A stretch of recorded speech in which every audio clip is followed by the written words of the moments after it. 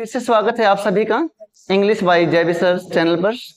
और आज हम डिस्कस करने जा रहे हैं इंपैरेटिव सेंटेंसेस के बारे में। यानी कि अगर आपकी रिपोर्टेड स्पीच जो इन्वर्टेड कॉमास के अंदर है वो इंपैरेटिव सेंटेंस में है तो आप किस प्रकार से डायरेक्ट से इनडायरेक्ट में चेंज करेंगे।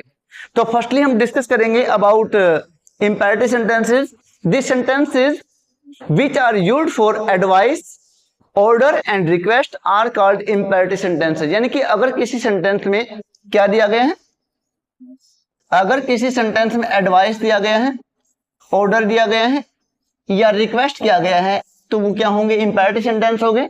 और इंपैरेटिव सेंटेंस की पहचान है कि वो शुरू होते हैं या तो वर्ब की फर्स्ट फॉर्म से या डोंट से या नेवर, ऑलवेज, प्लीज और काइंडली से।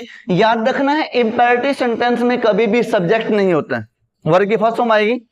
ठीक है, तो अगर आपकी रिपोर्टेड स्पीच है इंपैरेटिव तो आप सबसे पहले किसको बदलेंगे, रिपोर्टिंग वर्ब को बदलेंगे। अगर आपकी रिपोर्टेड स्पीच इंपैरेटिव है तो आप बदलेंगे रिपोर्टिंग वर्ब को। तो आपकी अगर किसी सेंटेंस में एडवाइस दिया गया है तो आप सेड या सेड टू को चेंज करेंगे। अगर इन्वर्टेड कॉमास के अंदर एडवाइस दिया गया है तो आप सेड या सेड टू को चेंज करेंगे एडवाइज्ड में, एडवाइज्ड। और इन्वर्टेड कॉमास को हटा के जो कंजक्शन लगेगा वो लगेगा टू। इन्वर्टेड कॉमास को रिमूव करके आप क्या लगाएंगे, कंजक्शन टू लगाएंगे। और टू के बाद क्या आ जाएगी, वर्ब की फर्स्ट फॉर्म आ जाएगी। For example, the father said to his son, the father said to his son, father ने अपने बेटे से कहा avoid bad company, avoid bad company. Okay, avoid is first form here and bad company is object, first form of verb है, imperative sentence है। आपको पता है कि एक फादर अपने बेटे को ऑलवेज एडवाइस देता है तो आप लिखेंगे सेड या सेड टू को आप एडवाइड में चेंज करेंगे। आप लिखेंगे यहां पर the father advised his son, his son. आपको मैंने बताया कि इन्वर्टेड कॉमास को हटा के टू लगेगा तो आप लिखेंगे टू, टू के बाद आएगा वर्ब की first form, to avoid bad company, to avoid bad company. ठीक है, उसके बाद है कि अगर किसी सेंटेंस में ऑर्डर दिया गया है, क्या दिया गया है, ऑर्डर दिया गया है तो आप सेड या सेड टू को चेंज करेंगे ऑर्डर्ड में। किस में चेंज करेंगे, सेड या सेड टू को ऑर्डर्ड। और इन्वर्टेड कॉमास को रिमूव करके कंजक्शन क्या लगेगा, अभी टू लगेगा। For example, the principal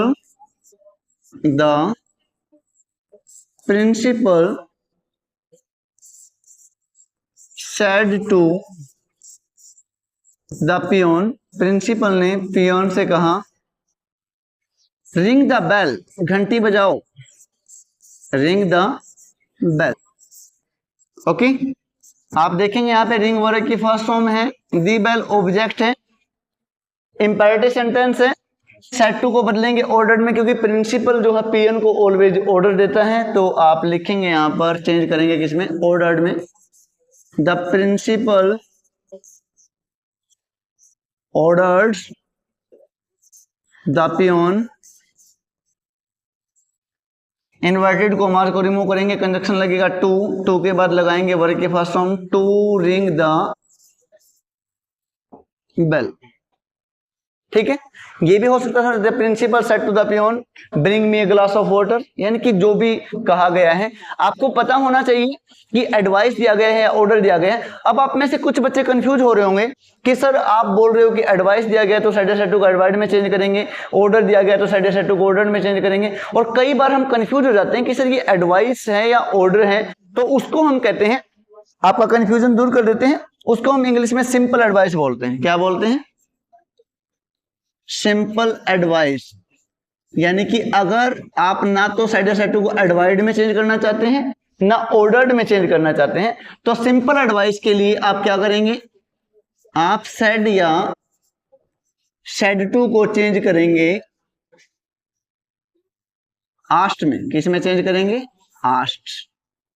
ठीक है, सिंपल एडवाइस के लिए सेड या सेड टू को आस्ट में चेंज किया जाएगा, इन्वर्टेड कोमास को रिमूव करके टू लगेगा। फॉर एग्जाम्पल आपके पास में सेंटेंस ऐसे दिया हुआ है, इस टाइप में अगर मिल जाता है, जैसे ही सेड टू मी, उसने मुझसे कहा, I said to her, she said to me, इस प्रकार से अगर सेंटेंस मिल जाते हैं तो, जैसे he said to me wait here till I return, जब तक मैं नहीं आता मेरा इंतजार करो।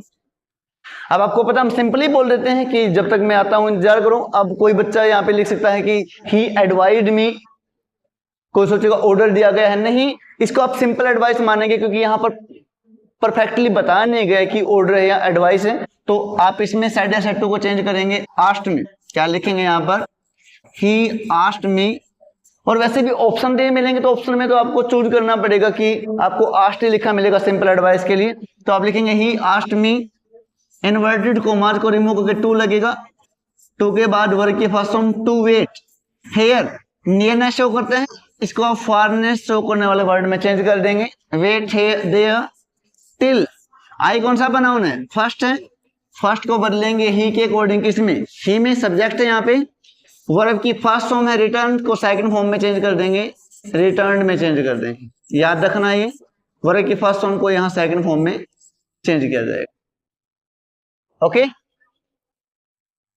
उसके बाद है कि अगर किसी भी सेंटेंस में रिक्वेस्ट किया गया है तो आप क्या करेंगे। अगर सेंटेंस में किया गया है रिक्वेस्ट, तो याद रखना डियर स्टूडेंट्स, आपको या तो प्लीज मिलेगा सेंटेंस में या काइंडली मिलेगा, आपको अलग से पता लग जाएगा। सिर्फ आपको एडवाइस और ऑर्डर में ही प्रॉब्लम आएगी और वो आपको अलग से मेंशन कर दिया जाएगा, आप जब देखेंगे सेंटेंस में आपको ऑलरेडी पता लग जाएगा।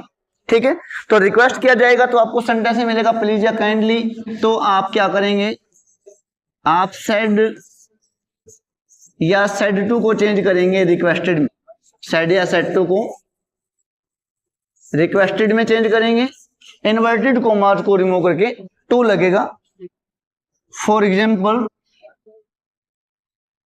Example I said to her, मैंने उससे कहा, प्लीज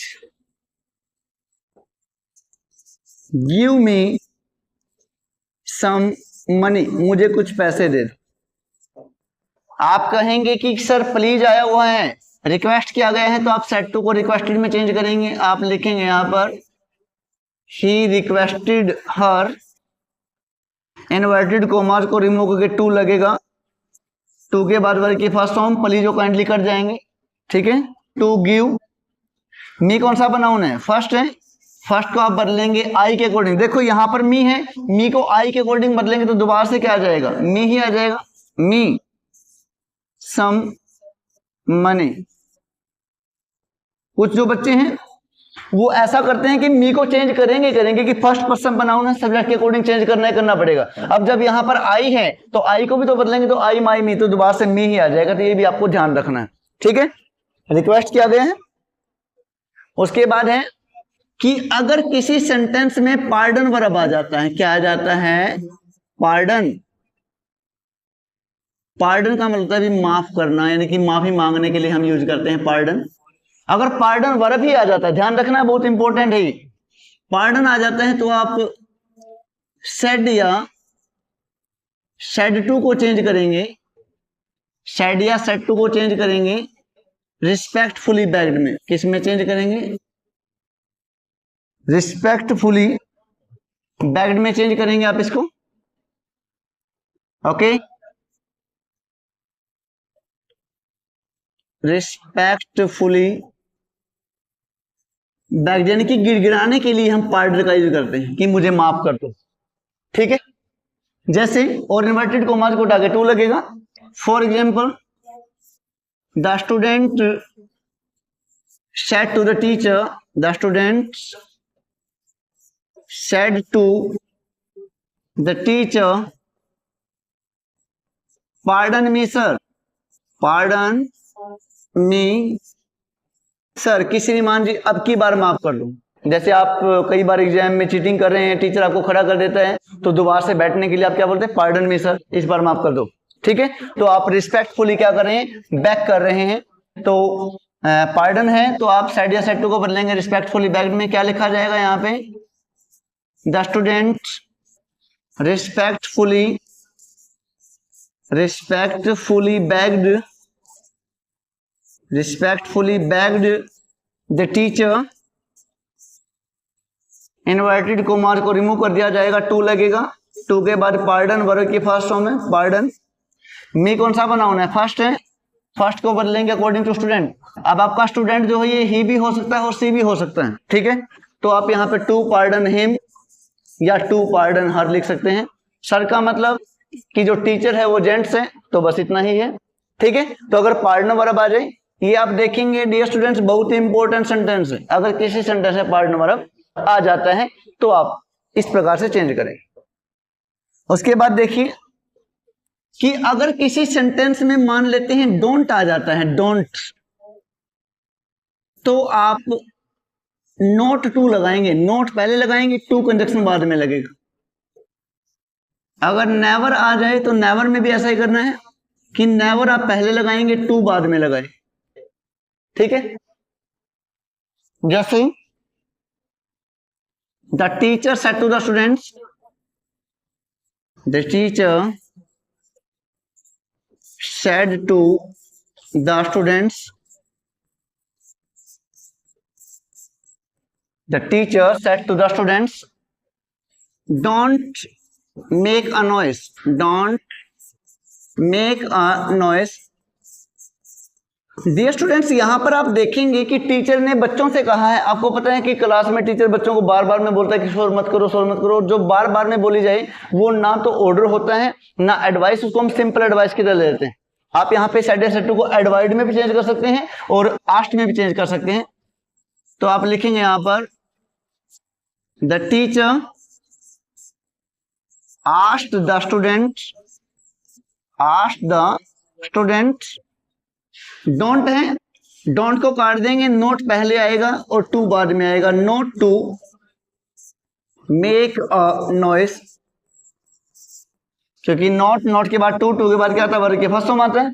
एक चीज और ध्यान रखिएगा, अगर डू नॉट और नेवर आया हुआ है तो आप सेड या सेड टू को बेड में भी चेंज कर सकते हैं। तो आप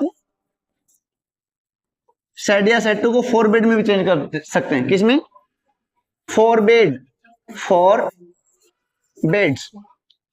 ठीक है, फॉरबेड का मतलब होता है, फॉरबेड का मतलब होता है मना करना, मना करना। फॉरबिड से बना है ये, किससे बना है, फॉरबिड से, फॉरबिड मना करना, फॉरबिड, फॉरबिड, फॉरबिडन, फॉरबिडन। ठीक है, तो अगर आप मना ही कर रहे हैं तो यहां पर जो डोंट और जो नोट और नेवर है ये क्या हो जाएंगे, कट जाएंगे।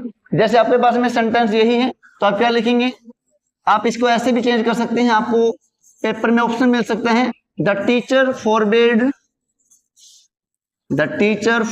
द स्टूडेंट्स, टीचर ने स्टूडेंट्स को मना किया, अब ये डोंट कट गया, the teacher forbid the students to, अब डोंट, नोट टू नहीं लगेगा, टू लगेगा, टू के बाद आएगी वर्ग की first form, to make a noise. ज्यादा पॉसिबिलिटी रहती है एग्जाम में इस ऑप्शन के आने की, फॉरबिड है यहाँ। अगर नेवर भी होता, जैसे never teach animals, forbid the students to teach animals. ठीक है, तो अगर डोंट और नेवर आ जाए तो आप सेड या सेड टू को फॉरबिड में भी चेंज कर सकते हैं। ये भी आप ध्यान रखेंगे, बहुत इंपॉर्टेंट रूल है आपके पास। उसके बाद है, अगर किसी भी सेंटेंस में बैक किया गया है, आपको पता है कि जो बैगर है, भिखारी है, वो भीख मांगता है, तो बैगर की सेंस में इसका यूज किया जाएगा। तो आप क्या करेंगे, आप सेड या सेड टू को चेंज कर देंगे बैग्ड में। किस में चेंज करेंगे, बैग्ड में चेंज करेंगे। अगर सेड या सेड टू आया हुआ है बैगर की सेंस में, इन्वर्टेड कोमास को रिमूव करके टू लगेगा। क्लियर है। For example, the bagger said to me, भिखारी ने मुझसे कहा, help me,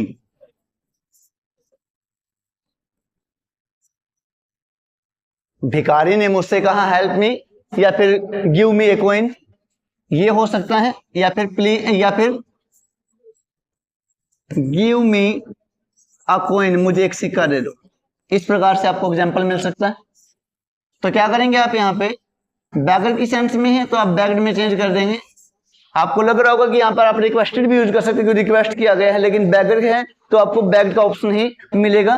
तो आप क्या लिखेंगे, the beggar begged me to के बाद वर्ब की first form to help, me first person noun है, मी को चेंज करेंगे बैगर के अकॉर्डिंग, ही के अकॉर्डिंग, इसमें हिम में, अगर कोई लेडीज है तो हर में यूज कर देंगे, ठीक है। और अगर ये दिया हुआ है तो क्या लिखेंगे, the beggar begged me to के बाद वर्ब की फर्स्ट फॉर्म आएगा to give, me first person noun, beggar के अकॉर्डिंग हिम में चेंज कर देंगे, हर में चेंज कर देंगे, हर अ कॉइन। इस प्रकार से भी आप इसको चेंज कर सकते हैं। तो ये था हमारा आज का टॉपिक, इंपेरेटिव सेंटेंसेस। तो आई होप आपको लेक्चर अच्छे से समझ में आया होगा। अगर आपको हमारे वीडियोज पसंद आ रहे हैं तो ज्यादा से ज्यादा लाइक कीजिए, हमारे चैनल को शेयर कीजिएगा, सब्सक्राइब कीजिएगा। तब तक के लिए धन्यवाद।